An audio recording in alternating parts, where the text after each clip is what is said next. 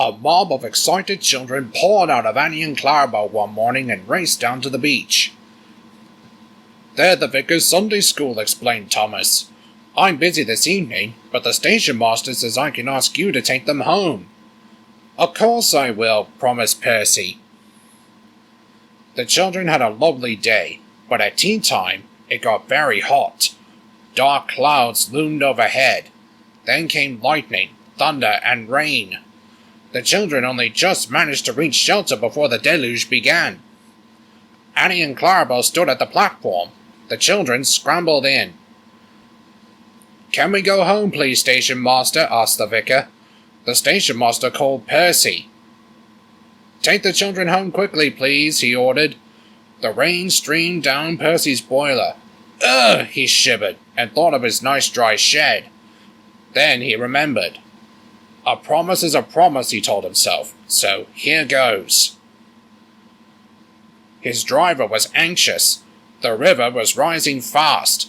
It foamed and swirled fiercely, threatening to flood the country at any minute. The rain beat in Percy's face. "I wish I could see! I wish I could see!" he complained. They left a cutting and found themselves in water. "Oh, my wheels!" shivered Percy. "It's cold!" as he stopped. "Whoosh!" he hissed. "It's sloshing my fire!" They backed the coaches to the cutting, and meanwhile the guard had found a telephone. He returned looking gloomy. "We couldn't go back if we wanted," he said. "The bridge near the junction is down."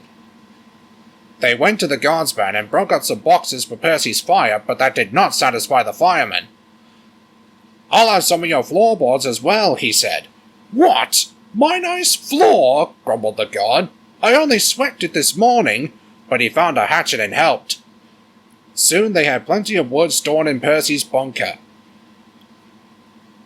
His fire burnt well now. He felt warm and comfortable again. Buzz, buzz, buzz. "Oh dear," thought Percy, "Harold's come to laugh at me." Bump! Something thudded on Percy's boiler. "Ow!" he exclaimed in a muffled voice. "It's really too bad. He needn't throw things." His driver unwound a parachute from Percy's indignant front. "Harold isn't throwing things at you," he laughed. "He's dropping hot drinks for us." They all had a drink of cocoa and felt better. Percy had steam up now. "Peep, peep! Thank you, Harold," he whistled. "Come on, let's go!" The water lapped his wheels. "Ugh!" he shivered. It crept up and up and up. It reached his ashpan, then it sloshed at his fire. Oosh! Percy was losing steam, but he plunged bravely on. "I promised," he panted. "I promised." They piled his fire high with wood and managed to keep him steaming. "I must do it," he gasped. "I must! I must! I must!" He made one last great effort and stood exhausted but triumphant on rails which were clear of the flood. He rested to get steam up, then brought the train home. "3 cheers for Percy!" called the vicar, and the children nearly raised the roof. The Fat Controller arrived in Harold. First he thanked the men. "Harold told me you were a wizard, Percy. He says he can beat you at some things," Percy snorted. "But not at being a submarine," he chuckled.